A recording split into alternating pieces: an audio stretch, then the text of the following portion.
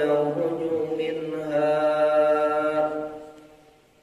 وما ينزل من السماء وما يعرج فيها وهو معكم أينما كنتم والله بما تعملون بصير أشهد أن لا إله إلا الله وحده لا شريك له وأشهد أن محمدا عبده ورسوله الذي لا نبي بعده اللهم صل وسلم على سيدنا محمد وعلى آله وأصحابه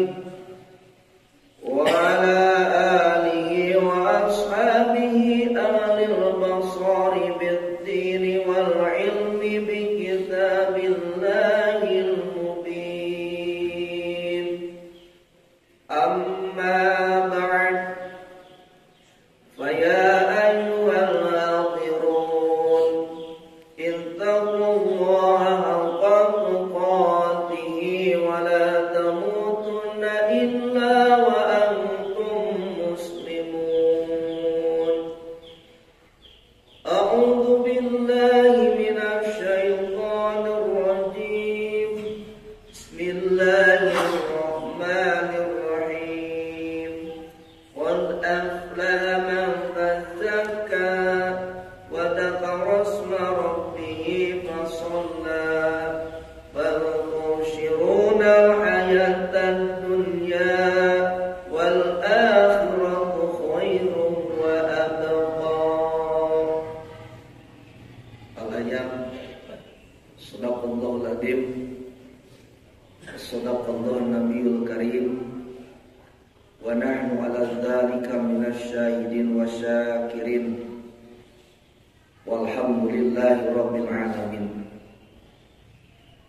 Hadirin sidang Jumat rahimakumullah.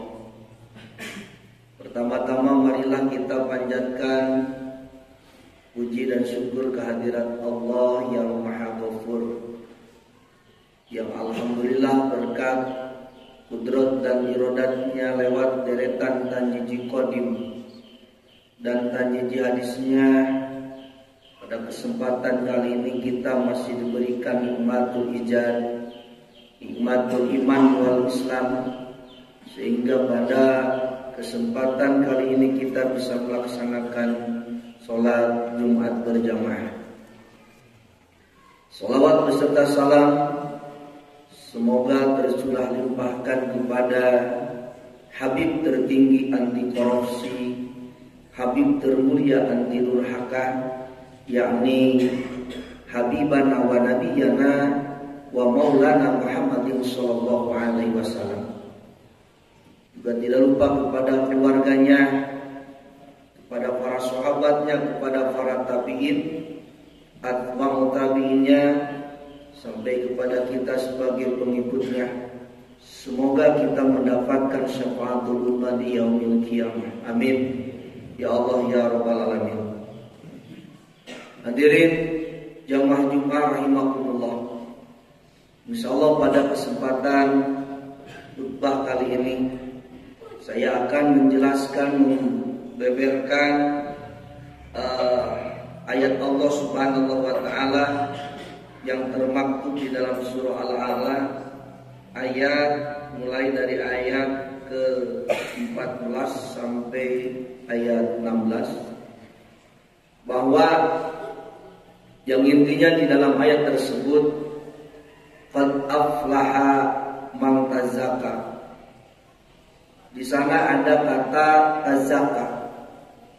Ulama mufassirin, ulama tafsir menafsirkan bahwa satu tazakka itu kita harus bisa membersihkan diri kita dari berbagai bentuk kemusyrikan. Sungguh bahagia orang-orang yang bisa membersihkan dirinya dari berbagai bentuk-bentuk kemusyrikan. Yang kedua, zakat di sana bahwa kita harus bisa membersihkan harta kita dengan cara mengeluarkan zakat dan dengan cara menginfakkan atau mensedekahkan harta kita. Dan yang ketiga, ulama tafsir menafsirkan lafaz zakat tersebut bahwa kita harus bisa membersihkan diri kita dari berbagai penyakit-penyakit yang mana penyakit tersebut itu bisa menghancurkan amal kita terhadap Allah Subhanahu wa taala. Sebagaimana termaktub di dalam hadis Nabi, sitatul asya tuhbitul a'mali, bahwa ada 6 amal atau 6 pekerjaan yang bisa menghancurkan amal kita terhadap Allah Subhanahu wa taala. Bahkan amal kita yang sudah kita laksanakan beberapa tahun ke belakang itu bisa hancur, bisa lebur ketika kita melaksanakan yang 6 tersebut. Yang pertama, istighalu bi'uyubinas, bahwa kita terfokus hanya melihat kejelekan orang lain. Kalau seandainya kita terfokus melihat kejelekan orang lain, kesalahan orang lain, hanya kita lihat hanya kesalahan orang lain, yang kita lihat hanya kejelekan orang lain, sementara kesalahan dan kejelekan diri pribadi kita sendiri kita tidak perhatikan. Itu adalah salah satu amal atau pekerjaan yang akan menghancurkan terhadap amal ibadah kita kepada Allah Subhanahu wa taala apabila kita terfokus melihat kesalahan orang lain, melihat kejelekan orang lain, sementara kesalahan diri pribadi kita tidak diperhatikan. Istilah bahasa orang Sunda mah ari sireum dina tungtung lautan anu leutik katingali, ari cileuk naplok sagede lantang dina panon teu katingali. Dalam arti ari kasalahan batur anu leutik bahkan eueuh oge dikorehan, nah ari kasalahan sorangan anu loba anu badag aya oge api-api teu nyaho. Itu adalah salah satu penyakit yang akan menghancurkan amal ibadah kita terhadap Allah Subhanahu wa taala. Yang kedua, amal yang akan menghancurkan terhadap amal ibadah kita kepada Allah Subhanahu wa taala itu adalah qaswatul qalbi. Qaswatul qalbi, hati yang keras. Apa yang menjadi penyebab qaswatul qalbi? Yang menjadi penyebab qaswatul qalbi wa qaswatul qalbi kasirul dunub. Kita terlalu banyak dosa terhadap Allah Subhanahu wa taala yang akhirnya mengakibatkan qaswatul qalbi. Ketika hati kita sudah keras, itu akan sangat sulit dan sangat susah kita untuk bisa menerima ilmu Allah Subhanahu wa taala, akan sangat sulit bisa menerima mau'izatul hasanah apabila hati kita sudah keras.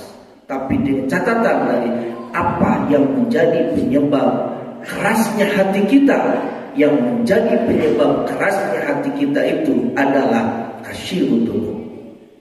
Yang ketiga yang akan merusak amal kita itu, kita terlalu dunia, terlalu cinta terhadap dunia. Ini di dalam menafsirkan hubbu dunia itu bukan terjadi kepada orang kaya saja. Bahkan hubbu dunia itu bisa terjadi terhadap orang fakir.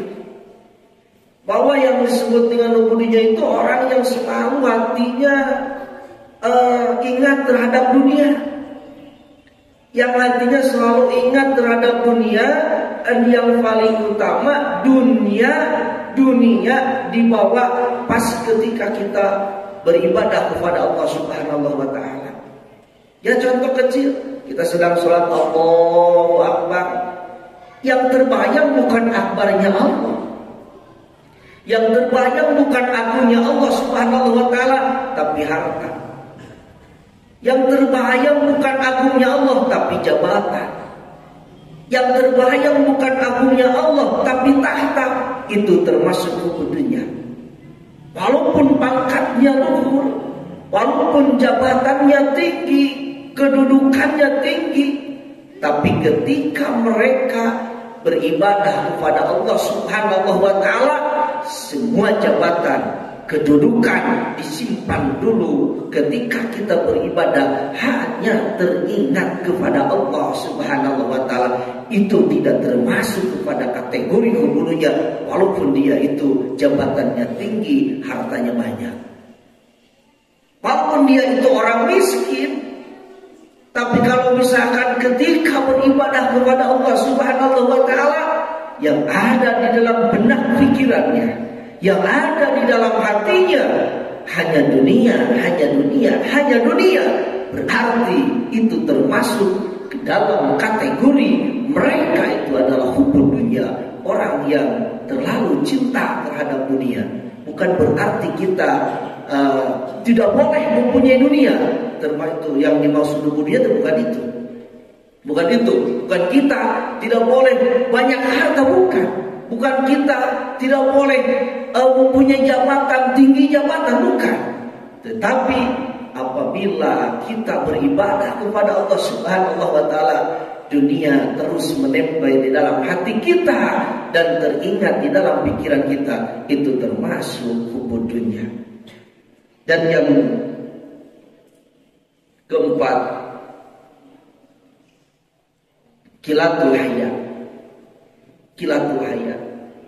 sedikit kemaluannya, sedikit malunya. Orang sudah masa etika elaran. Coba kita bayangkan, Pak.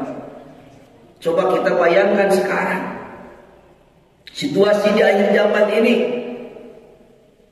Wanita berapa persen yang bisa menutupi auratnya? Berapa persen itu wanita yang bisa menutupi auratnya? Berapa persen? Itu bisa kita lihat. Hanya beberapa gelintir umat Islam, terutama wanita, yang bisa menutupi auratnya. Ini kebanyakan mereka tidak menutupi aurat. Itu termasuk kilatul haya. Kalau laki-laki berangkat dari Kamojang ke Majalaya atau dari Kamojang ke Garut, itu kayaknya sangat malu ketika pakai kolor. Coba sekarang wanita berangkat ke Majalaya, berangkat ke Garut, itu banyak yang seperti itu. Berarti itu sudah termasuk kilatul haya, sedikit rasa malunya terhadap Allah Subhanahu wa taala. Dan yang kelima, yang menghancurkan amal ibadah kita terhadap Allah Subhanahu wa taala, tulul amal. Tulul amal itu panjang angan-angan. Ketika kita diajak beribadah, nanti ajalah. Sholat masih ada, kita masih sehat, kita masih muda, itu tulul amal.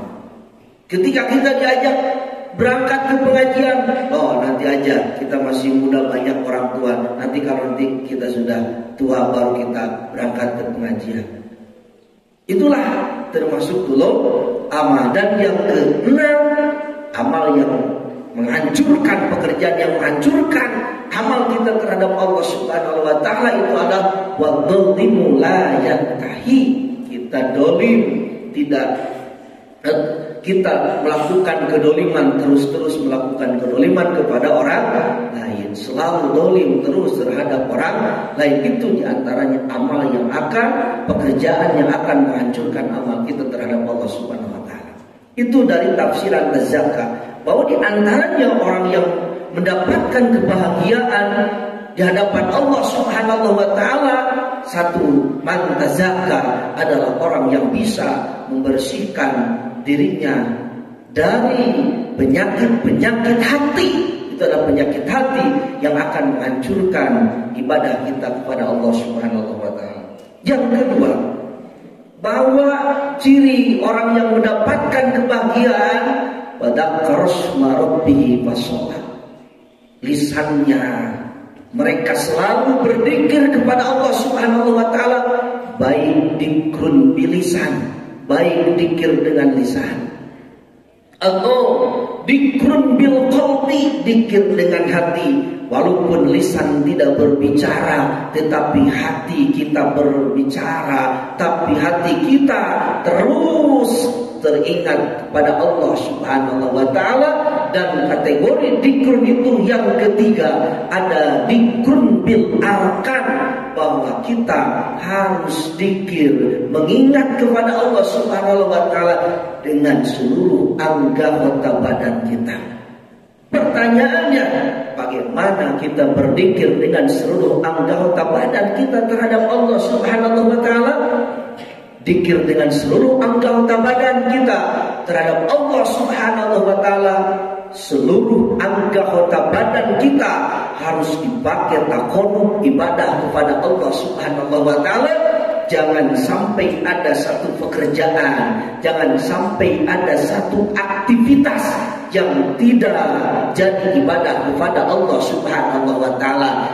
Itu termasuk terhadap kategori dikrun bil arkan. Apabila seluruh anggota badan kita sudah bisa dipakai takarrub terhadap Allah, ibadah kepada Allah Subhanahu wa taala, kita berangkat ke kantor, niat ibadah ke kantornya.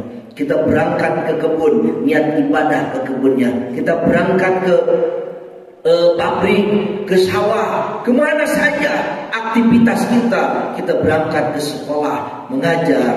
Awalnya niat ibadah supaya menjadi amal ibadah kita terhadap Allah Subhanahu wa taala, dan supaya kita termasuk kepada kategori bahwa orang yang bisa dikrun bil arkan, dikir dengan seluruh anggota badan.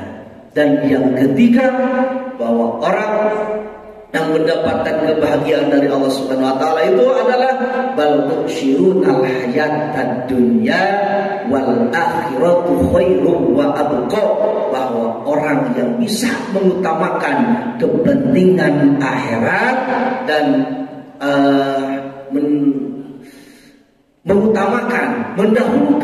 mendahulukan kepentingan akhirat, dunia diakhirkan. Itu termasuk kategori orang yang bahagia di hadapan Allah Subhanahu wa taala.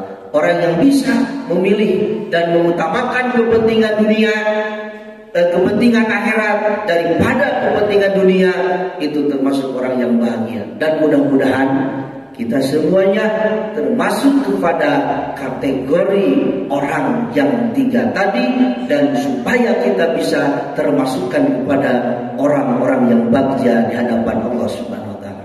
Sekian saja khutbah yang pertama, mudah-mudahan manfaat dan barokah. Barakallahu wa nafa'ani wa iyyakum bima fihi la'alakum tuflihun.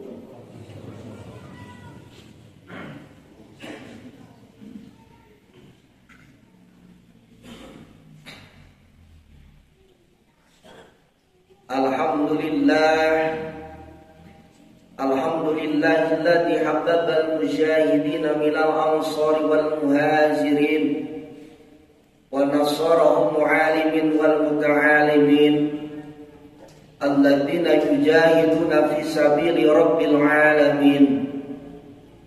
Asyhadu an la ilaha illallah al-malikul haqqul mubin wa asyhadu anna Muhammadan abduhu wa rasuluhu shadiqul wa'dil amin.